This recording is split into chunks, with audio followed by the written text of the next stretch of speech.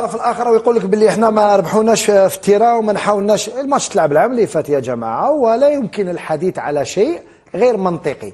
انا نعرف المنطق اللي يكون في حل ويكون يعني القرار، وهذا الانتصار الكبير الذي رغم تقليل البعض منه الا انه انتصار للدبلوماسيه الرياضيه الجزائريه. سمير علاش ما يهمناش؟ دوك نفهمك، حنا كنا ضحيه خلصناها غاليه. إيه خلصناها غاليه باسكو كنت ما عندكش اللي يجري عليك ما كان. لا العام اللي فات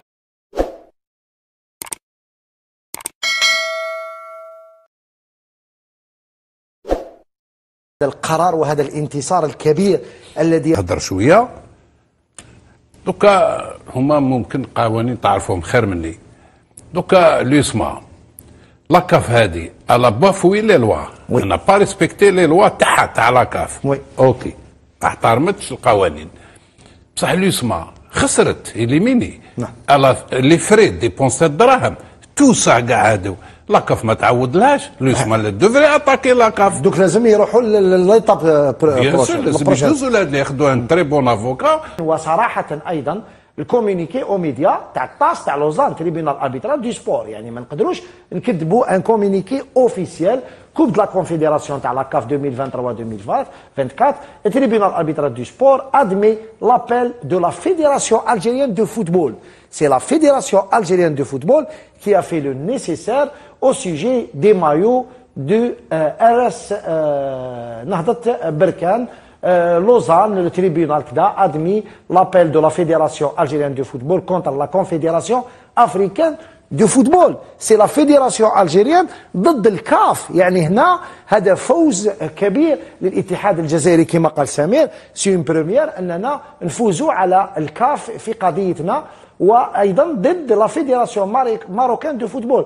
Et le club تاع نهضة بركان concernant la validation des matchs de Berkane sur laquelle figure une carte du Maroc intégrant le Sahara occidental. يعني هما يعترفوا بأن الخريطة وهمية ولا أساس لها من الصحة، لأنها تتضمن بلد اسمه الصحراء الغربية. بون لا فافيليشما داروا أبيل في الطاس et ont sollicité l'annulation de la décision تاع الجيري تاع لا كاف اللي كانت في افريل 2024 تقريبا، رانا قريب 10 اشهر، qui a confirmé la validation antérieure des maillots تاع بركان dans le cadre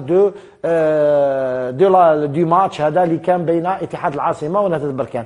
une audience par vidéoconférence كانت يوم 13 نوفمبر 2024. لا ندري لماذا طولت القضيه حتى 13 نوفمبر 2025. pendant l'audience aucune des parties n'a contesté que le match ما تكلموش على الماتش، تكلموا على la carte géographique du territoire du Maroc comprenant le territoire du Sahara occidental, الصحراء الغربية، et que ceci ne correspond pas à la carte officielle du Maroc réelle telle que publiée par l'Organisation des Nations Unies. يعني سي لوني. تفضل. سمعت هذه النقطة نقطة هامة جدا اللي هي لما انت تجي في لا فيديو كونفيرونس وتدافع على لا بوزيسيون تاعك. هنا يقول لك اوكين بارتي نا كونتيستي، ستادير ميم الطرف المغربي لم يعارض لو فات كو الطرف الجزائري لم يعارض لو فات كي تكون خريطه هذه ضد القوانين. تسمى هما بذاتهم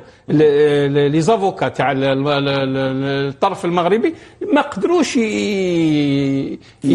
يدافعوا على القضيه تاعهم. يقول لك اوكين بارتي، ستافدير جاوا واستعرفوا باللي هذه القضيه يعني اونتي ريغلومونتير، واستعرفوا اونكور باللي هي خطا من الكاف. واضح. نروحوا مباشره لا فورماسيون تاع الطاس.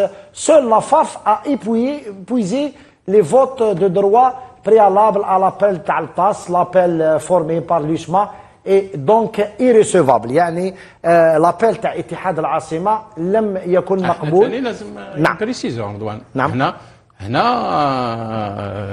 لماذا لابيل دو لوسما اي دونك irrecevable؟ باسكو هناك دي فوا ما داروهمش. كاين دي فوا هناك داروا خطا في الاجراءات غير اكيد الاستثمار تاع الدوله الجزائريه من البدايه ووضع الثقه في وليد صادي. انك اليوم انت كنت رئيس اتحاد الجزائري، زدت القبعه تاع وزير للرياضه، معناها انك تلقى كل الدعم من عند السلطات، عندك كل الدعم والطريق مفتوح امامك، وما عليك الا ان تظهر ما الذي بامكانك ان تقدمه لغايه اللحظه. وقدم اوراق اعتماده الى اليوم، من خلال اليوم العوده الى المكتب التنفيذي للكاف. واكبر انتصار اليوم نقولوها بكل صراحه، اكبر انتصار اليوم انه كسب هذه القضيه، لانه قضية بعض يعتقد أنه ربما في محكمة التحكيم الرياضي ما فيهاش ضغوطات، ربما محكمة التحكيم الرياضي في لوزان كذلك هي عادلة كذلك لا يظلم عندها أحد، لا يظلم عندها أحد، ولكن هنالك ضغوطات كبيرة وكبيرة جدا مثل ما هي في الفيفا ومثل ما هي في الكاف، أكيد هي في محكمة التحكيم الرياضي. لذلك الحرص اللي كان من الاتحاد الجزائري ومن الجزائر على هذه القضية ووقوفها التام خلاها تخرج اليوم منتصرة في وتكسب هذه القضية. لهذا اليوم أنك أنت اليوم تدخل إلى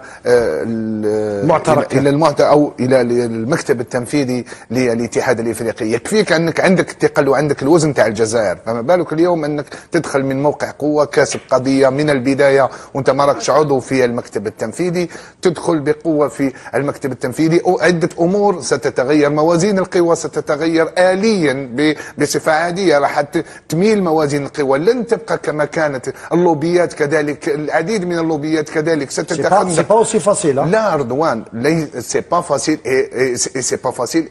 انت كذلك قدمت ورقة اعتمادك من البداية وأظهرت أنك كذلك ما راح تكون سهل، وانت اليوم ما دخلتش إلى المكتب التنفيذي، وراح تكون عندها انعكاسات إيجابية رضوان. هذا ما حدث ليس فقط على المستوى القاري والصعيد القاري، ولكن حتى على المستوى الدولي، لأنه فيه ربما بعض الدول وفيه بعض القضايا ما هيش تروح بعيد وما راهيش تآمن بمثل هذه القضايا. اليوم انت اليوم